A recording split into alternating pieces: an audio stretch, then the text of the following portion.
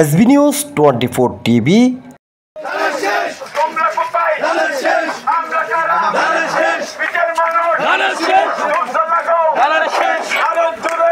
আসন্ন নির্বাচনে চট্টগ্রাম ৮ আসনে বিএনপি মনোনীত ধানের শীষ প্রতীকের প্রার্থী এরশাদুল্লাহর বিজয় সুনিশ্চিত করার লক্ষ্যে চট্টগ্রামের বোয়ালখালীতে ব্যাপক গণসংযোগ ও প্রচারণা চালিয়েছে পৌরসভা বিএনপি ও এর অঙ্গ সংগঠন।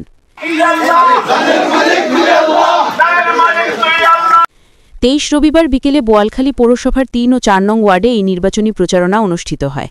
গণসংযোগটি উপজেলার ৪ নং ওয়ার্ড তুলাতল থেকে শুরু হয়ে একটি মিছিলের আকার ধারণ করে এবং পৌরসভার ৩ ও ৪ নং ওয়ার্ডের প্রধান প্রধান সড়ক প্রদক্ষিণ করে।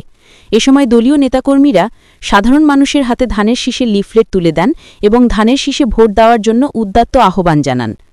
উক্ত গণসংযোগে নেতৃত্ব দেন চট্টগ্রাম দক্ষিণ জেলা বিএনপি যুগ্ম আহ্বায়ক আজিজুল হক চেয়ারম্যান। এতে আরও অংশ নেন জেলা বিএনপির সদস্য মোহাম্মদ শওকত আলম, পৌরসভা বিএনপির সাবেক আহ্বায়ক শহীদুল্লাহ চৌধুরী, দক্ষিণ জেলা যুবদলের সাধারণ সম্পাদক মোহাম্মদ আজগর এবং জেলা বিএনপির সদস্য মেহেদি হাসান সুজন।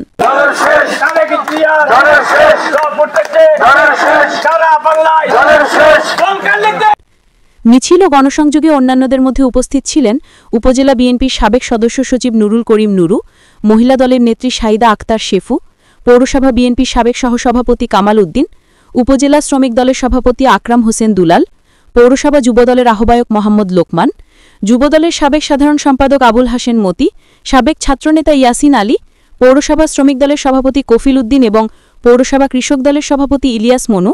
এছাড়াও কর্মসূচিতে জয়নাল শিকদার, শহীদুল আলম, হাসান চৌধুরী নান্নু, মামুন, লিটন, যুবদল নেতা জসিম উদ্দিন, মোহাম্মদ ইকবাল, লিটু, আরাফাতুল ইসলাম মনি, বিএনপি নেতা মোহাম্মদ নাসের, মুসা, সাজ্জাদ, ইউনুস, মোর্শেদ আলম, রফিক উদ্দিন, নজরুল, আব্দুল মাবুদ, শ্রমিক নেতা আসাবউদ্দিন দুলাল, খোরশেদ আলম ও রাসেল সহ স্থানীয় বিএনপি ও অঙ্গ সংগঠনের বিপুল সংখ্যক নেতাকর্মী উপস্থিত ছিলেন। SDB news 24 TV, Chittagong.